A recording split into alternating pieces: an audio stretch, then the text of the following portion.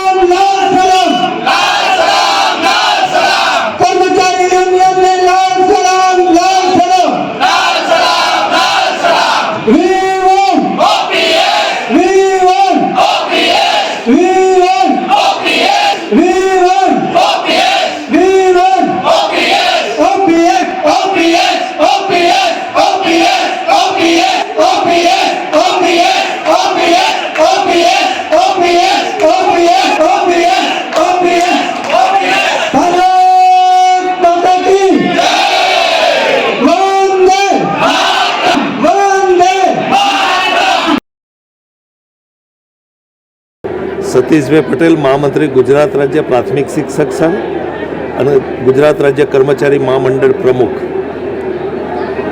આજનો જે આ પ્રોગ્રામ છે 1/4/2005 પહેલાં 10% સામે 14% બાબતે સરકાર સાથે 5 મંત્રીઓની કમિટી મળેલી। એ કમિટી જોડે સરકારના સાથે સંગઠનના મિત્રો સાથે સમાધાન થયેલું ને સમાધાન થયા બાદ 1 વર્ષનો સમય થયો છતાં પણ એ 2 પરિપત્રો થયા નથી। એના અનુસંધાને આ આંદોલનનો કાર્યક્રમ 4 ઝોનમાં ગુજરાતમાં શરૂ કરવામાં આવ્યો। દક્ષિણ ઝોન, આ સૌરાષ્ટ્ર ઝોનનો બીજો તબક્કો છે, ત્રીજો તબક્કો છે પંચમહાલમાં છે અને ચોથો તબક્કો છે ઉત્તર ગુજરાતમાં છે। એ બંને તારીખો જાહેર કરી હતી। વાઇબ્રન્ટના કારણે એ પ્રોગ્રામ થઈ શક્યો નથી। કે અમારા જે સંગઠનના પ્રોગ્રામો છે એ તબક્કાવાર ચાલુ છે અને 1/4/2005 પછીના પણ તમામ કર્મચારીઓ માટે આ આંદોલન શરૂ કરવામાં આવ્યું છે। અમારો મેઇન મુદ્દો જૂની પેન્શન યોજના છે। સરકારને આપણે રજૂઆત કરીએ, શું જવાબ આવ્યો જ નથી આજ દિન સુધી કોઈ જાતનો? 2022માં જ્યારે આંદોલન થયું ત્યારે સરકાર જોડે સમાધાન થઈને 1/4/2005 પહેલાંના ભરતી થયેલા કર્મચારીઓને જૂની પેન્શન યોજના આપવા બાબતનું સમાધાન થયું હતું, છતાં પણ આજ દિન સુધી એ પત્ર થયો નથી. અમારી માગણી 1/4/2005 પહેલાંના કર્મચારીઓને જૂની પેન્શન યોજનામાં સમાવવા અને 1/4/2005 પછીના પણ જે કર્મચારીઓ તમામ કર્મચારીઓને જૂની પેન્શન યોજનામાં સમાવવા બાબતના કાર્યક્રમો છે. આની પછીના શું કાર્યક્રમો છે? સરકાર જો કદાચ આ 4 જૂનના કાર્યક્રમ બાદ અમારી સાથે મંત્રણા કે અમારી બાબતમાં સંમત નહીં થાય તો આનાથી પણ જલદ કાર્યક્રમો આપવામાં આવશે. હે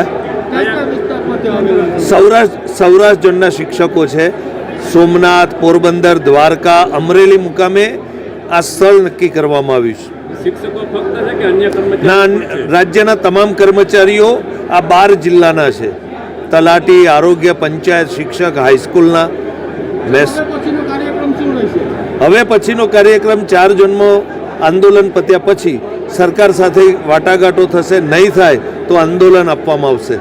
આજે શું કોઈ આવેદન કે કોઈને મુલાકાત કરવાની કોઈ ના.